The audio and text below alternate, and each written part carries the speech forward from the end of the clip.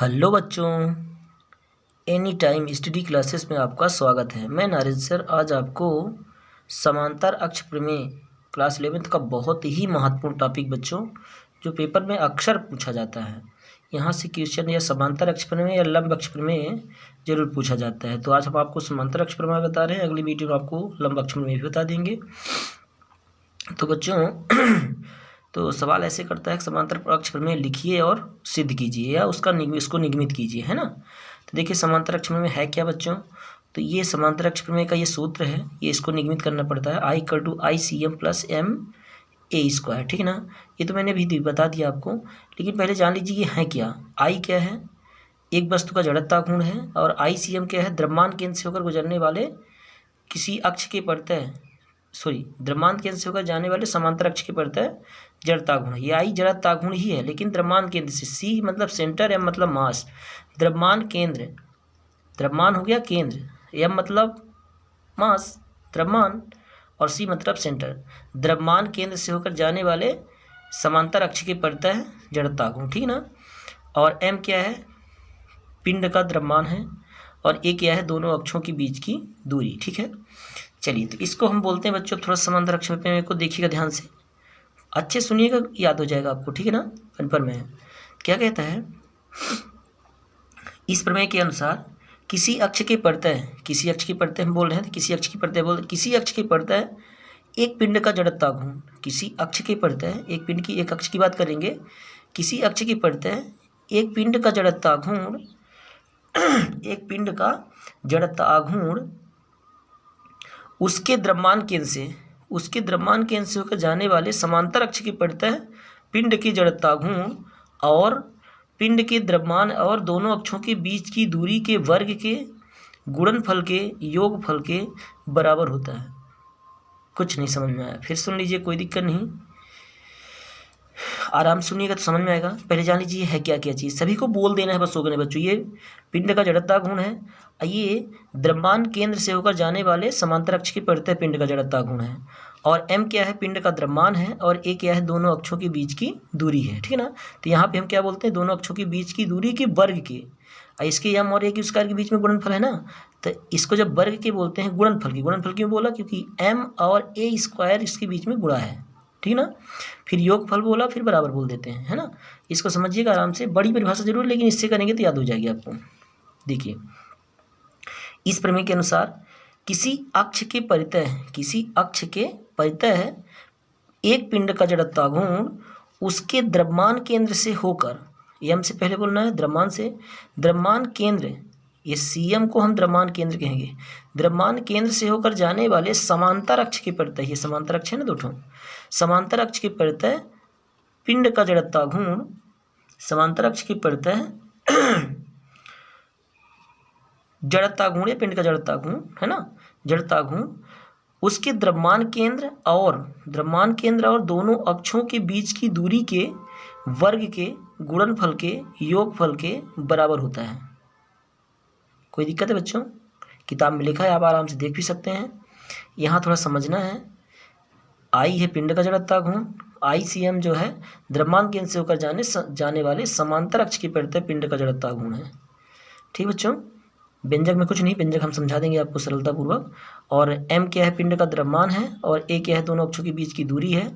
तो यहाँ पे थोड़ा सा बोलते हैं ऐसे कि पिंड के द्रव्यमान और दोनों अक्षों के बीच की दूरी के वर्ग के गुणनफल के योगफल के बराबर होता है, ठीक बच्चों।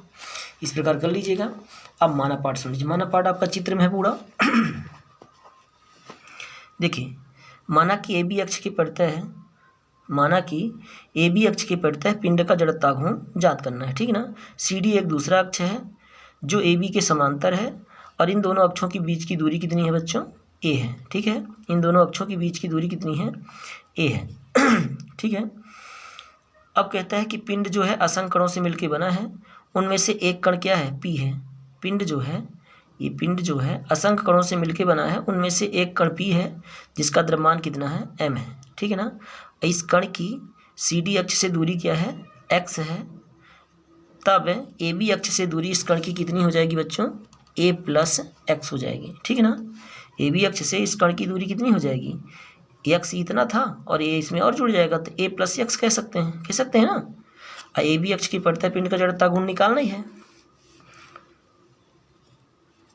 फिर से एक बार माना पाठ सुन लीजिए।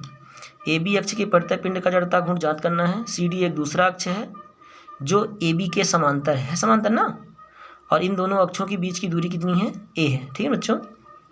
फिर कहता है मान लेते हैं कि पिंड जो है असंख्य कणों से मिलकर बना है, जिनमें से एक कण पी है, उनमें से एक कण पी है जिसका द्रव्यमान कितना है, m है। ठीक है, और इस कण से सी डी अक्ष की दूरी कितनी है, x है। अतः ए बी अक्ष से इस कण की दूरी कितनी हो जाएगी, a प्लस एक्स होगी। तब बच्चों हम निकालते हैं ए बी अक्ष की परितः कण पी का जड़ता गुण। तब ए बी अक्ष की परितः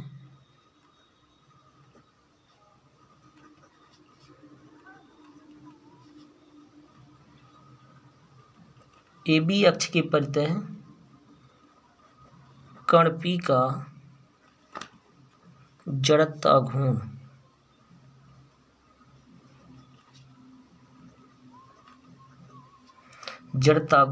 बराबर क्या हो जाएगा बच्चों, एक चीज सुना देते हैं थोड़ा सा जड़ता घूर्ण को। जड़ता घूर्ण के लिए ध्यान रखिए, जड़ता घूर्ण के लिए सूत्र क्या था बच्चों, mr²। m क्या है, उस वस्तु का द्रव्यमान है या पिंड का द्रव्यमान है या कण का द्रव्यमान है, और r क्या है, अक्ष से लंबवत दूरी है। ठीक है बच्चों। तो I बराबर क्या होता है, जड़ता घूर्ण क्या होता है, mr²। अब यहाँ अक्ष से दूरी r दूरी पर होता है तो r² करते हैं, लेकिन अक्ष से दूरी कितनी है बच्चों, a प्लस एक्स है। कितनी है, ये a प्लस एक्स है। तो यहाँ पे हम am तो लेंगे और a प्लस एक्स का होल स्क्वायर। ठीक है बच्चों। अभी ये भी अक्ष की परितः है, कण पी का निकाल रहे हैं। अब ए बी अक्ष के परितः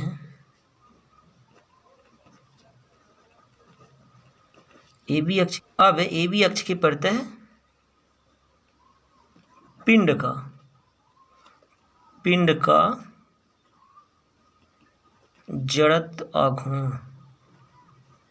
ठीक बच्चों, जड़ता घूर्ण निकालेगा, पिंड का निकाल रहे हैं। ठीक है ना। तो पिंड का जब निकालेंगे बच्चों तो सिग्मा का प्रयोग करेंगे। सिग्मा सभी पिंडों को योग बता देती है। ठीक है ना। तो sigma m a plus x का स्क्वायर। ठीक बच्चों, आप कुछ नहीं करना है, सिग्मा आप लगा रह दीजिएगा, सिग्मा अपने तरीके से बना लीजिएगा आप लोग। ये हम आप लिखा रह दीजिए, a प्लस एक्स का स्क्वायर का होल स्क्वायर खोल दीजिए। किस सूत्र से, a प्लस बी के होल स्क्वायर से। क्या होता है square, a² plus 2ab plus b² होता है ना बच्चों, समझदार हैं आप। चलिए खोल दीजिए, अरे 10वीं पढ़े हैं बच्चों। देखिए तो a² हो जाएगा अब प्लस 2ab, 2 था, a बोले तो a और b बोले तो x प्लस x²। ठीक बच्चों। अब देखिए एक काम करिए, हमको जाने दीजिए अंदर।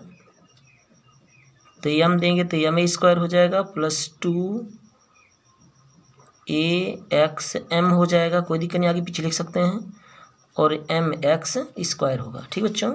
अब देखिए, अब सिग्मा भी सबके पास दे दीजिए। ठीक है, यहाँ पे a² का सिग्मा नहीं होगा क्योंकि कण असंख्य कणों से मिलकर बने जिनके द्रव्यमान है। ठीक ना, दूरियां यहाँ पे a जो है उस समांतर अक्ष की जो बात कर रहा है दूरी की, उसको रहने देंगे तो सिग्मा जाएगा तो आपका a² बाहर हो जाएगा, सिग्मा ऑफ m लगेगा, प्लस 2a बाहर हो जाएगा, सिग्मा ऑफ mx होगा, प्लस, और यहाँ ध्यान रखिएगा बच्चों, सिग्मा ऑफ mx² पूरा रहेगा। ठीक। अब देखिए यहाँ आप I अब लिख सकते हैं, पिंड का जड़ता घूर्ण। ठीक है ना। इसको बना दीजिए समीकरण नंबर 1। परंतु सिग्मा ऑफ m बराबर होता है बच्चों capital of m। Capital of m क्या है, पिंड का द्रव्यमान। ठीक है, और सिग्मा ऑफ mx बराबर 0 होता है। क्यों बच्चों, यहाँ पे ध्यान रखिएगा, ये द्रव्यमान केंद्र की बात करता है। तो द्रव्यमान केंद्र पर जो जड़ता आघूर्ण होते हैं, सॉरी आघूर्ण होते हैं, वो संतुलन की अवस्था में होते हैं। तो यहाँ पे जो नेट आघूर्ण होता है वो क्या होता है, शून्य होता है, ठीक है ना। इसलिए ध्यान रखिएगा, यहाँ पे कह रहा है जो सिग्मा ऑफ mx होगा वो शून्य होगा संतुलन की अवस्था में, ठीक है ना। तथा ये जो आपका सिग्मा ऑफ mx स्क्वायर है वो होगा आपका ICM। यहाँ ध्यान रखिएगा कि x किसकी दूरी है, कण P की इस CD एक्सिस दूरी है, ठीक है ना। तो यहाँ पे ध्यान रखना, ये द्रव्यमान केंद्र से होकर जाने वाले जड़ता गुण की बात कर रहा है, ठीक है ना। ये पूरा सूत्र बन रहा है, वैसे भी समझ लीजिएगा mx स्क्वायर है, ठीक है ना, जड़ता गुण बन रहा है, लेकिन कहाँ से, द्रव्यमान केंद्र से होकर जाने वाले। चलिए तब समीकरण